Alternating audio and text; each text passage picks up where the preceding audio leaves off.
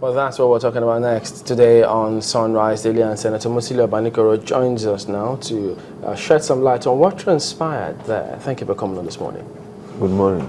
You don't want to compliment of the season to you. Thank you. Same to you too. But there are those who may not have seen this coming. But is this why they say in politics anything can happen? Well, in life, anything can happen. It's not just about politics. There's time to bicker, and then there's time to move on. And more so in our own polity, where it seems politics is a do or die thing. I think what you saw there is a precedent that I believe politicians should embrace. We raised a very valid argument on the need for our party to have a process that is credible, transparent, and believable. And unfortunately, we didn't have that. But then, of course, there must be a means to correct the past with a view to moving forward. Nobody lives in the past and win. You've got to find a way. When there's a logjam, you've got to find a way to moderate that or mitigate it and move beyond that. And I think that is what we have done. It's not. I was looking at the headline of Punch the other day, and it said Obanikoro makes a U-turn. It's not about U-turn. It's a straight way. And we are not going to make a U-turn until we win Alausa. It's not a U-turn. We are going straight all the way down until we get to Alausa. And I believe that the bigger picture is more important than personal issues. Of course, creating a credible process, a believable process, transparent one, is also very key. And that is the argument we raised, and we've gotten assurances that that will be the order of the day going forward. The way you state, the statement you made about the process being tainted, what made you say it was tainted? Well, of course, you covered the event.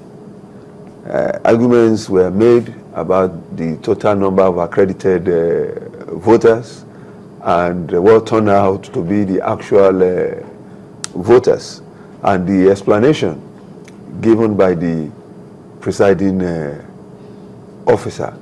So all that put together is why we said it was tainted. So because of that process, the disparity in the figures, you Absolutely. were ready to, you tore down the entire process because of that? No, we didn't turn it down. What we did was, okay, don't forget that when you are going to any game or any competition, there are rules and regulations. The rules are very clear. But I believe we've moved beyond that now. And that's why I told you that we needed to speak on that so that the system will be able to find a means of making appropriate corrections so that the same mistake does not repeat itself. So now that you've moved on, what's the guarantee? Is there a guarantee that that will not repeat itself? Well, by even speaking out itself, going to the extent of taking the party to court in itself shows that, well, some of us are not happy with what transpired.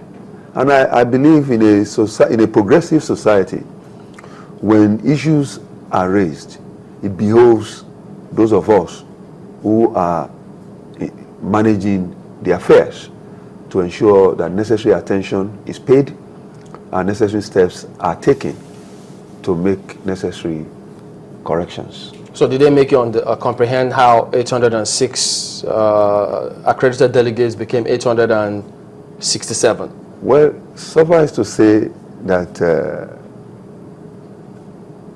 we've moved beyond that, because I don't believe that going back and forth to that will help the bigger picture, which is our vision for a greater Lagos under PDP.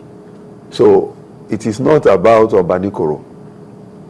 I want to make that clear. But that's what you made them believe at the time. No, I didn't say that. I said we needed to clean up the process. You see, don't forget that whatever we do today serves as president. And I can recall when I was growing up, when we had 2/3 of 19 states, yes, 19, oh no, then I think we had 19 states then, and then the 2/3 became 12 2/3. And there was a huge debate on whether that arithmetic was correct or not. That is talking about president doing the right things to ensure that future generations doesn't look at us and say, hey, who are these characters? What were they doing? Are they progressive minded, or they are just there to serve their own interest? That is what I am talking about. You covered that event extensively, and even your man who covered it raised so many issues. For all of us to just walk out of the place, we show that we are just politicians who are not really interested in the progress of this society. And I'm not in this just for the fun of it. I'm in it because we want to add value. And adding value means doing the right things so that those coming after us will have a worthy example to emulate. That's what all this is all about. So they say that if a process doesn't go well, sometimes it's about the process itself. You know, we're all humans in the sense that if we're unhappy about a particular process, we want to add value to society, but if we're not happy about a particular process, we definitely then can get emotional about it. How would you say you handled that part of justice? Because there's always that part for us that always wants to be satisfied in terms of justice. Well, as I have said, we went to court and the leadership of the party intervened, and all these issues were put on the table. And I can assure you that we are not going to have a repeat of that in Lagos State. We must do whatever it takes to ensure that things are done properly. It's better to take your time doing things than to now begin to offer explanation on why certain things are not done certain ways. I can tell you that we've taken this to the highest level of our leadership, and they've taken a critical look at it, and I'm convinced beyond reasonable doubt that we won't have a repeat of this kind of situation where figures will just throw itself up without sensible explanation. And as I've said, I truly want to be part of the change that will happen in Lagos next year. And to bring that about, one must set aside personal issues and embrace the common interest, which is how PDP will offer what Lagosians are yearning for. What about the party bigwigs? Sorry, just a moment, Chamberlain. The party bigwigs in Lagos State. People looked out for Chief Bode George there. They also looked out for Senator Ogunlewe. They didn't quite see them there. Why were they missing? Well, I believe Chief Bode George is on holiday somewhere outside Nigeria. And I believe that if you look at the convergence there, you will see that all the stakeholders, particularly you talk about the aspirants, they are grieved.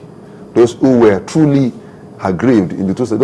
And Jimmy Agbaje represents Ogunlewe and Bode George's interest as far as I'm concerned, because that is what that is all about, and we have all now come together to embrace Jimmy Agbaje. If Jimmy were to be missing there, then I'll probably share in our report, the sentiment that you expressed. In our report, there was someone that was screaming thieves. But was he there too for the reconciliation? Of course, we were all there. That's what I'm saying. So all the stakeholders were there, all the aggrieved were there. So the issue of this person not being there or that person not being there, I think does not arise. There are people who believe that you were settled, that it wasn't really a reconciliation, more like a settlement. So they're asking the question, what did you get to give up your desire to see justice? Well, let me tell you, I didn't give up anything. Justice was done in this case, maybe not in the way that our detractors will want it. PDP has won. All of us, for the first time in the history of our party, nobody left just because we had a flawed The detractors primary. didn't go to court. You went to court. It Well, meant that you what I'm wanted to saying see is justice that- through the court. Well, don't forget that there is a stipulated time in which the party ought to have responded to the petition that I wrote to the appeal panel. It was when that petition was not attended to that I moved to the judiciary. It wasn't as if I moved from the election venue to the court of law. No. We wrote a petition as stipulated, and in the guideline it stated that within 48 hours the party will respond in writing to that petition. And when that was not done, we now moved beyond that. And as I have said, the idea of settlement, I've been a member of PDP now for over 10 years. And we've gone through a lot. What we have now is a new PDP from what we inherited. And I believe having gone through that, it doesn't make sense to say just because of one thing, then the whole house should collapse. What is new about it? Well, a lot. A lot. That we also have a Babatunde Gbadamosi standing up, trying to ensure that the interest of the party is expanded. It's something new. We have Jimmy Agbaje, who is also a member of the... Don't forget that at some point, all of us were, or most of us were members of Alliance for Democracy. So something new is happening in PDP, and we are trying to ensure that that newness is also carried into governance as far as our state is concerned.